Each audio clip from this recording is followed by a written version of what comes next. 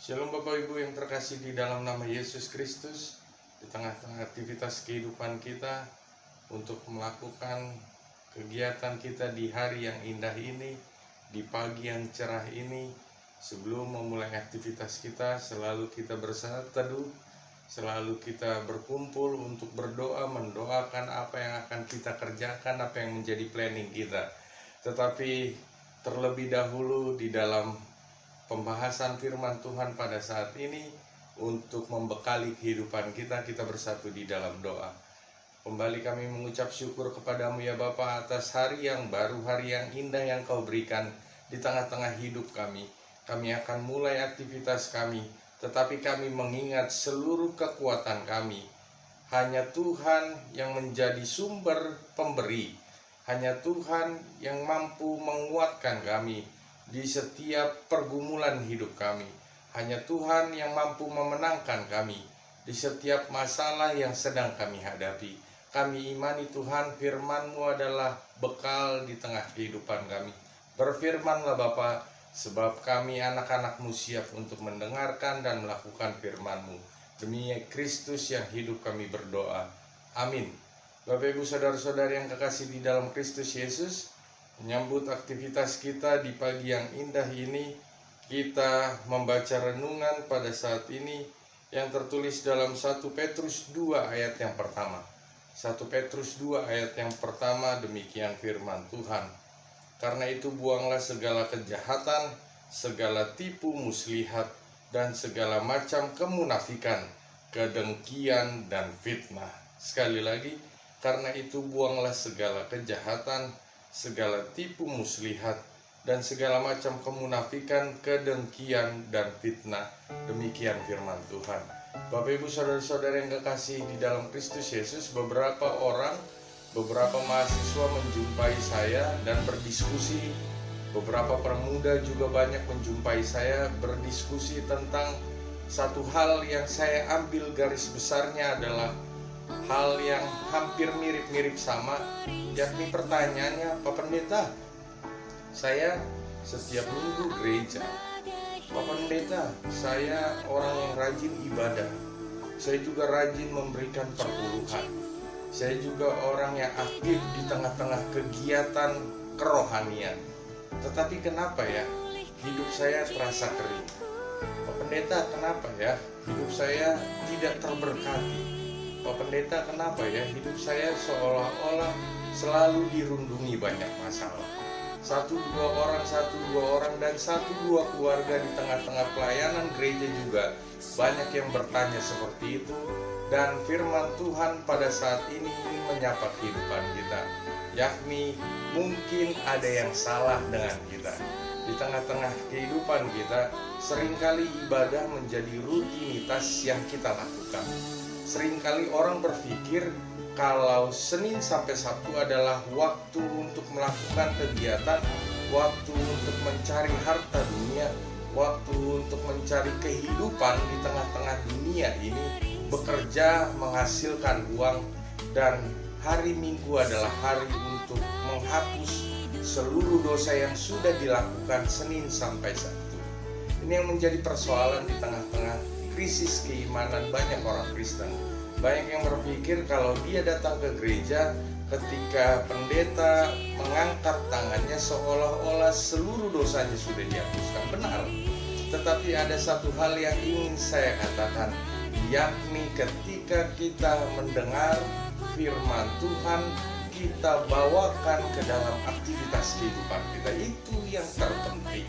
Karena kenapa banyak orang yang setelah pulang ke gereja melakukan dan kembali lagi ke rutinitas dosanya, kembali lagi ke dalam dunia, dan kembali lagi ke dalam pekerjaan tipu-tipu dilakukannya kembali.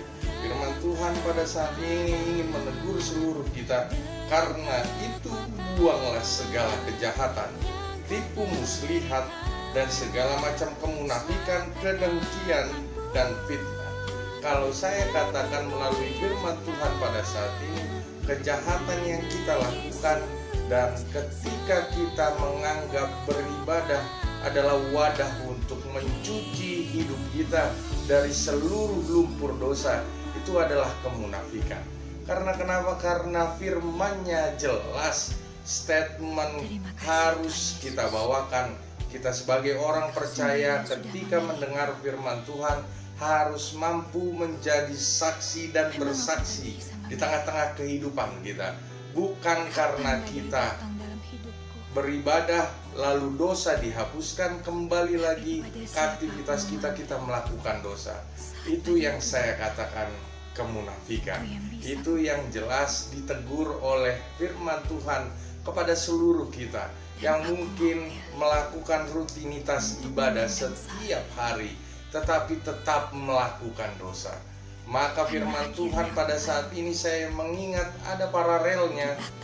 Karena kenapa? Jawabannya, hidup saya kok seolah-olah tidak terberkati ya pendeta. Jawabannya juga dalam Yesaya 59 ayat 1-2 saya akan membacakan untuk kita semua yang menjadi mungkin paralel menurut saya. Sesungguhnya tangan Tuhan tidak kurang panjang untuk menyelamatkan dan pendengarannya tidak kurang tajam untuk mendengar, tetapi yang merupakan pemisah antara kamu dan Allahmu ialah segala kejahatanmu, dan yang membuat dia menyembunyikan diri terhadap kamu sehingga ia tidak mendengar ialah segala dosamu. Bapak Ibu saudara-saudari yang terkasih di dalam Kristus Yesus, kembali kita harus merenungkan siapa kita di tengah-tengah hidup ini. Kembali kita harusnya melakukan apa yang benar, apa yang berkenan di hadapan Tuhan. Itu yang menjadi visi dan misi kehidupan kita, agar kita terjauh dari lumpur dosa, agar kita hidup dalam perkenanan Tuhan. Jauhilah kedengkian, jauhilah kemunafikan. Ini yang menjadi catatan di tengah-tengah hidup modern ini. Karena tidak heran banyak sekali orang yang ke gereja, ketika dia selesai ibadah, amin, amin, amin, dia tetap stay untuk berdoa. Tetapi saya ingin mengatakan ketika dia pulang, mungkin mengikuti aktivitas keluarga, ya kan? Kalau kami orang Batak biasanya kalau hari Minggu dipakai arisan. Kemunafikan kita bawakan, harusnya kita menjadi penyebar firman Tuhan.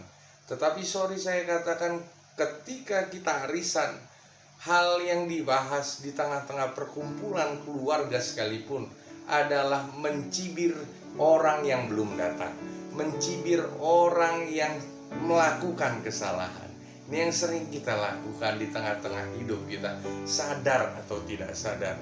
Juga kita melakukan aktivitas ibadah kita seringkali karena keterpaksaan.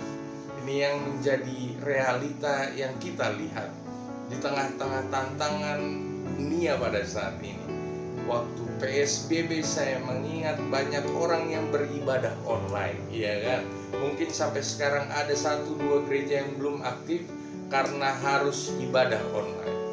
Tetapi orang yang beribadah minggu pertama rajin, minggu kedua mendengarkan dengan hikmat dan khusyuk, minggu ketiga, minggu keempat, minggu berikutnya mulai surut, mulai tidak mau beribadah karena membosankan. Itu yang menjadi alasannya. Tadinya dia sampai nyatet bos, minggu pertama, minggu kedua catat semua khotbah pendeta, iya kan? Tapi minggu-minggu berikutnya dia tidak beribadah lagi karena alasan bosan. Hal yang ingin saya katakan melalui firman Tuhan pada saat ini, bukan karena tangan Allah tidak cukup panjang, bukan kupingnya tidak mendengar, tetapi tingkah laku kita sendiri yang membuat kita jauh dari berkat, yang membuat kita jauh dari berkat Tuhan. Orang yang terberkati bukan orang yang tanpa masalah, tetapi orang yang terberkati masalah 1000 pun yang dia hadapi, dia akan tetap tersenyum karena dia imani Tuhan Yesus akan memenangkan. Itu yang menjadi pesan di tengah-tengah hidup kita. Mari kembali ke dalam perkenanan Tuhan. Mari kembali kita rimangi firman Tuhan dan kita lakukan di tengah aktivitas kehidupan kita, agar hidup kita semakin terberkati, agar kita mampu menjadi contoh di tengah-tengah keluarga kita, hidup anak-anak kita. Kitalah yang menjadi panutannya, bukan mengidolakan orang lain, bukan mengidolakan artis-artis, tetapi yang diidolakan oleh anak cucu kita adalah kita sendiri. Karena kenapa? Karena firman Tuhan hidup di tengah hidup kita. Ini yang menjadi pesan bagi kita semua, agar kita tetap melakukan perkenanan firman Tuhan. Amin. Kita bersatu dalam doa. Terima kasih Tuhan atas teguran firman-Mu, dan kami imani setiap kami akan menjadi pelaku firman-Mu yang mewarnai dunia ini dengan menciptakan damai sejahtera, sukacita yang Tuhan ajarkan. Biarlah kami tidak menjadi orang yang munafik. Biarlah kami beribadah karena panggilan hidup kami untuk memuliakan nama Tuhan. Biarlah kami juga melakukan firman-Mu karena panggilan hidup kami untuk mempermuliakan nama Tuhan. Tuhan berkati keluarga kami. Tuhan jaga kami pribadi lepas pribadi dari pandemi yang sedang merundung dunia ini. Kami imani setiap kami dapat melakukan firman-Mu di tengah hidup kami, dan kami akan melihat kuasa Tuhan tetap memenangkan kami di setiap problema hidup kami. Demi Kristus yang hidup, kami berdoa. Amin.